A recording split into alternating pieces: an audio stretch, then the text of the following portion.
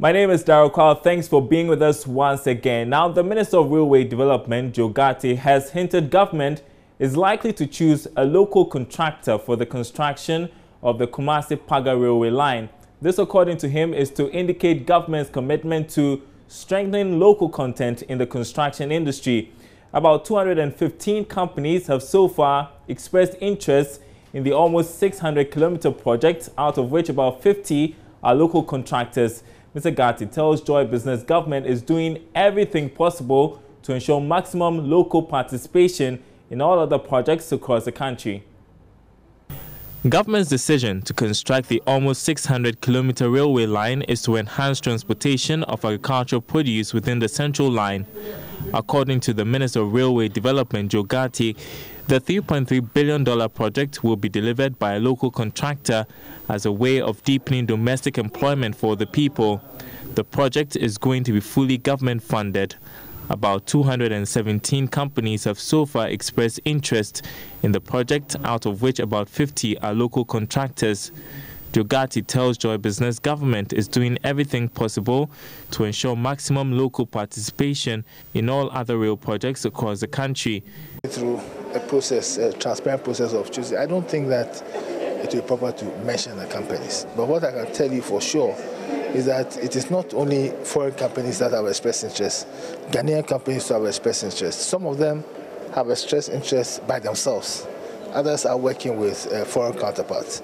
And so out of the 217 proposals we have in all, about 80 of them are Ghanaian companies, either by themselves or together with foreigners. And that gladdens my heart, that Ghanaians are also responding to the call that we have for us to get more involved in our economy. Okay, you seem to be frustrated a bit about the procurement process, and you were talking to the CEO over there. I mean, I want to ask you, are you going to do sole sourcing, or is it going to be through the electronic procurement process system that they are bringing on board? I'm not frustrated at all. The law cannot frustrate me, and whatever method we are going to use is a method that will be approved by cabinet. This is a serious investment, over about $7.8 billion on the low side, and it can go higher depending on what you want to attach and add on. So it's not something that I, Joe Gatti, will stand here and tell you that we are going to use this method. I'm going to give proposals to cabinet, and then cabinet will instruct me that use A or use B. Mr. Gatti spoke with Joy Business on the sidelines of a stakeholders workshop to develop a local content policy for the construction sector. Roxin Dogwega is chairman of the construction sector for the Association of Ghana Industries. The local contractors and service providers are so excited about the promises of the rail sector minister. It has set us thinking. We're going to engage with him effectively and then seek for opportunities where we can come in. And so we will work on that one. But at the moment, we are so excited that there is hope. There's hope in the business opportunity in the rail sector. Thank you. Chairman of the construction subsector of AGI is speaking on some issues that have been in their minds for so long, which they want government to address. But the question is it the right time for them to raise it? If you ask me, I'll say yes, because this government has programmed so many projects, and if these projects are going to be implemented and implemented well, then local content must be involved in it. This is time for our local contractors to get involved in whatever construction or project that the government is doing. Ebenezer Sabuti, reporting for Joy Business.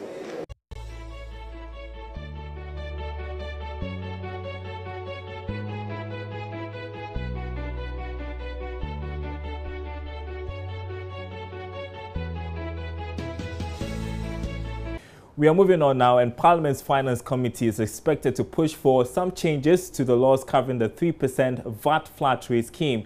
This is one of the conclusions reached at a meeting between the Association of Ghana Industries, Food and Beverages Association, and some members of the committee. George Rafi was there for Joy Business and joins us more. George, so why is the committee stepping in now when, of course, we thought that the Finance Ministry had taken a decision? Everything's over. Now, we understand that in Parliament, actually, there was a ruling in Parliament by the Speaker asking the committee members to actually go into this issue again, because we got the understanding that there are some problems with the implementation. So the committee should go into this whole issue, do their own investigations, present their report to the House, whether indeed this law should be reviewed or not. But engaging these members at this meeting today, what I got from them was that they have come to appreciate that there's a problem with this particular law, and they will make the necessary recommendations to the House to look in again. But that what means here is that then the finance ministry or the finance minister then needs to table an amendment before the House, and they'll say that they are going to engage the other members to ensure that those amendments, the House votes on it. Okay, so tell me, what are some of the issues that came up during the meeting? Well, it appears that even the law itself is a problem with it, as in which institutions. Now, there's a bit about importers, distributors, and retailers. So there was some ambiguity about the whole law and how somebody who actually imports the good is supposed to pay a tax on it. Now, what if that importer also is a manufacturer? Even the law is saying that don't tax manufacturers. So there was a lot of confusion about how the tax should be calculated, which industries, which firms or even individuals are supposed to charge this tax. And this whole argument about whether prices of goods and services are going to go up. In one breath, when the scenarios were done, it was clear that prices of goods and services are going to go up. By what quantum? Some are even talking about 20%, 15% and all those things. So it looks like those areas need to be clarified for all of us to appreciate that going forward, this is how the tax should be implemented. And that is why they thought that we should look at that area. So the finance minister has gone to Parliament. He said that he's not going to review it. Now the finance committee is trying to step in. Is there anything going to change? They're going to push for amendment of portions of the law. Now, the argument of these businesses now is that restrict this tax to retailers, not importers and distributors, because of the cascading effect on the whole value chain and even the distribution chain. And then allow these retailers who don't have formal accounting system and all those things to implement this tax.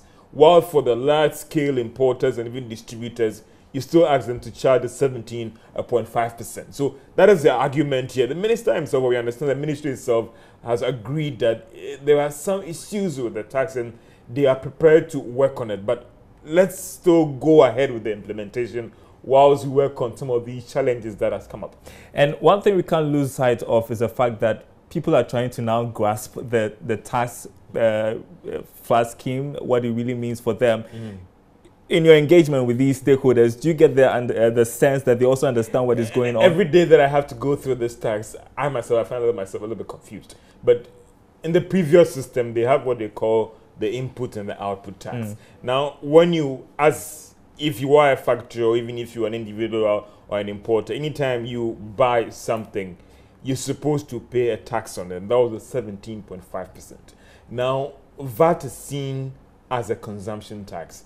So therefore, anytime you buy something, 17.5% of the value of that good, you pay a tax on it to government. Now, the arrangement then was that, okay, when you purchase that input, you're going to work on it for consumers. You make an advance payment of 17.5% to government with the hope that when you sell that good to the public or to you, you end up recouping your money. So that was the previous arrangement. Now, under the current arrangement, the ministry or JRA is not going to refund anything to you when you buy that input and even you work on it to actually sell it to that commodity or to maybe that consumer out there. In addition to that, if you import a product, you're going to pay this 3% on it, as they call this flat rate scheme. Now, anytime you work on this, if you bring in this good as an importer, you're going to pay on it. If you work on it as a manufacturer and you send it to that distributor, that's 3% to be paid on it. So at every stage of value addition in the whole production chain, this tax is being paid, which we understand that if you are adding this cost to that good, somebody has to take care of it. And that could be you, the final consumer, if you should walk to that shop to buy that drink or bottle of water. Great. And this is what we are picking up in the several scenarios that has been presented by some accounting firms and even some industries. And there's a little bit of a confusion as to whether or not the services sector is also affected. What do we understand is the also situation? Get some understanding that from some of these independent actors that if you render a service as well, in some areas you're going to pay this tax. So it's in addition to that 17.5% as well. So even we're also hearing that when it even comes to tariffs as well, ECG, Gridco and all the rest, when they are carrying out certain project, they have to account or make provision for this tax, and possibly that could influence or impact tariffs as well. So it's the whole kind of, you get confused when every person is trying to give their own understanding. Even when you go through the law itself, there are some loopholes in the law that needs to be worked on. And the whole agreement here is that, listen, a 3% was meant for firms and individuals who did not have proper accounting books. And when it was introduced in 2007, government's argument was that, okay, you don't have proper accounting books. So we are saying that, listen, if you make a turnover of X amount this year, we're going to give you a flat rate, pay 3% of your turnover. And as time goes on, you're able to put your books together, we move you from that bracket to the formalized system. Now, what is happening is that if you're a retailer, you're going to pay that 3%. If you're also a distributor, if you are an importer as well, you're also going to make provision for that 3% on that good that you import. When you also work on it in production, when you also try to move that good to distribution and even to the outlets there, you're going to make provision, you're going to charge this 3% on that good. I guess it's going to take us some time to understand all of this, but thanks very much indeed, George, for that update. Meanwhile, government is expected to grant some waivers to manufacturing firms on the implementation of the 3% VAT flat rate scheme. This is what Joy Business has picked up from the meeting between government and some manufacturing firms in the country on the tax. The following Business Desk report has more. Joy Business understands that the meeting, which happened last Friday, brought together some big manufacturing firms in the country and senior members of the Association of Ghana Industries to deliberate on their concerns about the tax. Sources say there have been some agreements in principle by government to still go ahead with the tax, whilst it works to review aspects that affect manufacturing firms and possibly wholesalers in the country. This should mean that the tax could be waived for distributors of goods produced in the country as well as large-scale importers. Joy Business is learning that the move by government has been influenced by concerns that implementing the tax in its current form could have some negative impact on the economy. However, sources say the whole tax would not be scrapped, but government is prepared to make some amendments to deal with concerns by local manufacturing firms and look at implementing it for retailers. Finance Minister Ken Ofori-Atta last week indicated that government would not remove the tax because he sees nothing wrong with it. But the manufacturers have also maintained that implementing the tax in its current form would lead to job layoffs and some downsizing of operations as well as price increases of goods. Away from taxes, and Cocoa Board says it will engage the private sector in its fertilizer distribution agenda to ensure more efficient handling of the product. Cocoa Board Chairman Hackman Owusu-Agyemang made this statement in a speech at the West Africa Agribusiness Conference 2017 in Accra. Cocoa Board used to purchase fertilizers and other agrochemicals annually for farmers to boost cocoa production. This program has been reviewed under the new cocoa agenda as Cocoa Board looks to set up support which is equitable distribution of the input to ensure increased efficiency in input distribution. Cocoa Board has put structures in place to streamline farmers' access to fertilizer through private participation and granting of subsidy to farmers.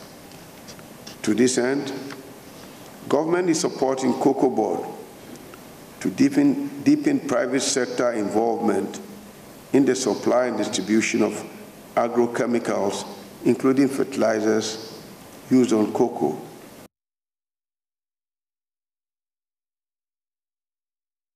Meanwhile, some stakeholders also say government must improve upon infrastructural development to help drive down the cost of fertilizer.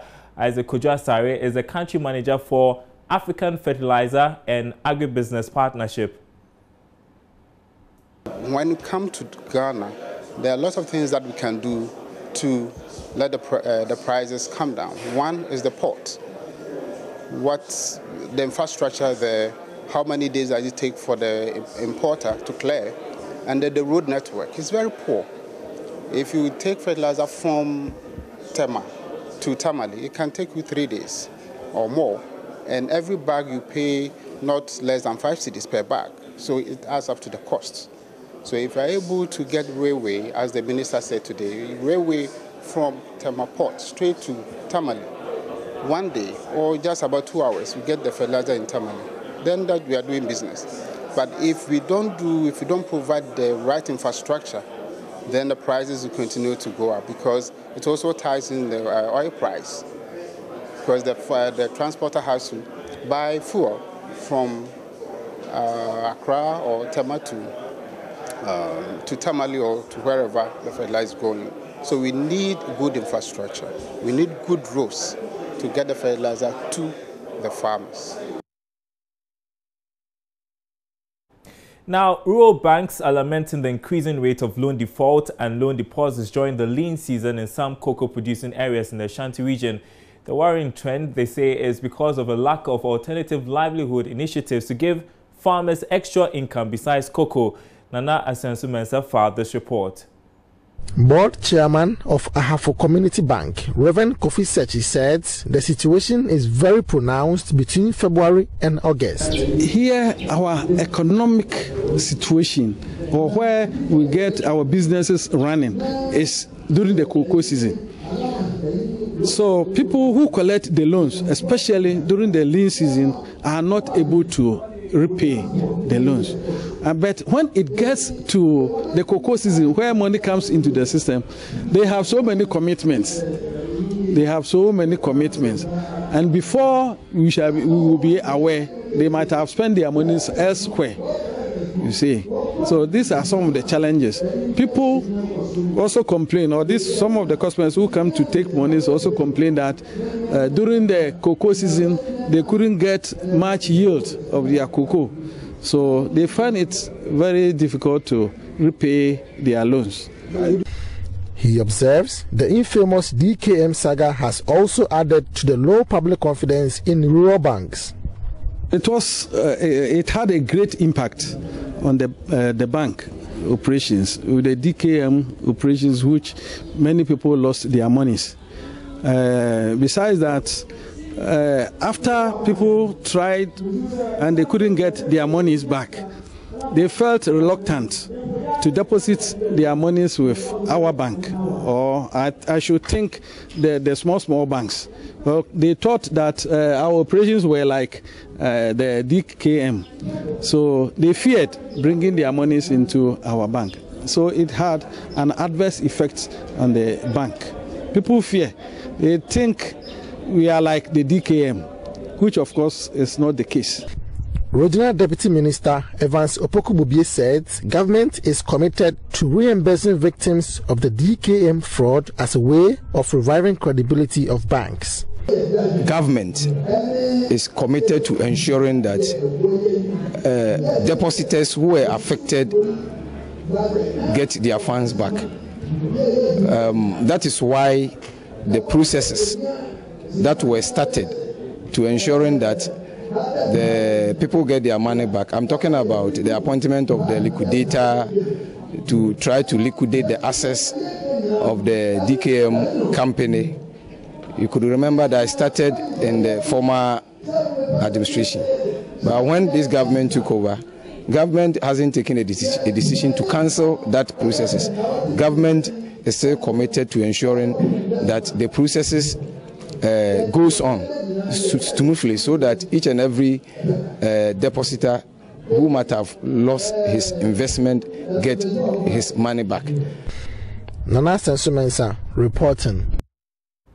Turning focus now on the teething issue of galamsey, and civil society organization, the Ghana Growth and Development Platform, GGDP, is advocating that government directs its major programs towards districts adversely affected by illegal mining activities.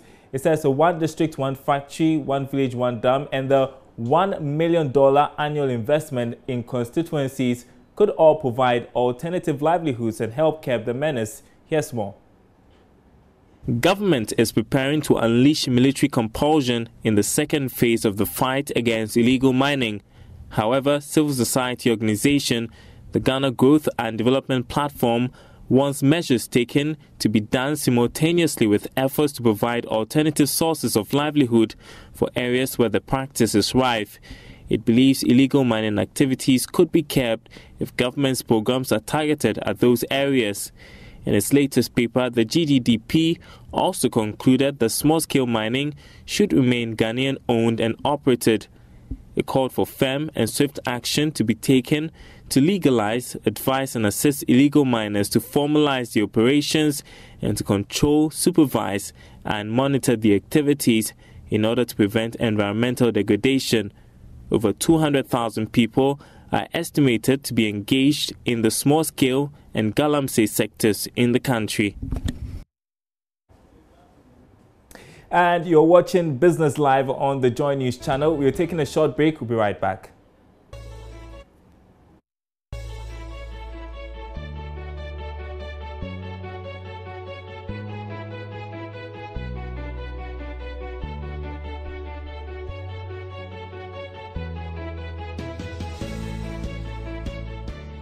Welcome back to the program. We want to bring you our interview of the day, and Chief Director of the Ministry of Works and Housing, Solomon Asola, has reiterated government's resolve to ensure that the over 1.7 million housing deficit in the country is bridged. According to him, government is making efforts to use local materials as well as local contractors in building affordable housing units for the citizenry at relatively cheaper mortgage rates. There's more in this interview.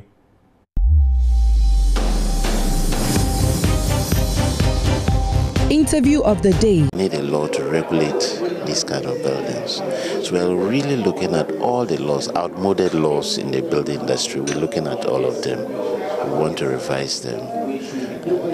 So today is World Population Day. Do we have the necessary facilities to cater for the rising population in the next 5-10 years? Or maybe even 2 years ahead of us? No, especially accommodation. Yes, with respect to accommodation, in development planning, you don't look at the next 1 or 2 years. You look at short term, the medium term, and the long term. And so you look at the parameters that determine our population growth. There's an increase in population growth in the urban areas because of migration. Then how do we accommodate those who come to Accra to seek greener pastures? It is not our duty to start building houses for them, but our duty is to see how we can facilitate their integration into the society. And in doing that, we need to look at where they live. Can we develop very simple containerized structures with good sanitary facilities for them at very low rents? Do we encourage people to do that? When you go to some construction sites, you see they have some certain type of containers, well designed, and they are mobile. Can we have those kind of simplified versions for the low income segment of our society? That these are things we are looking at.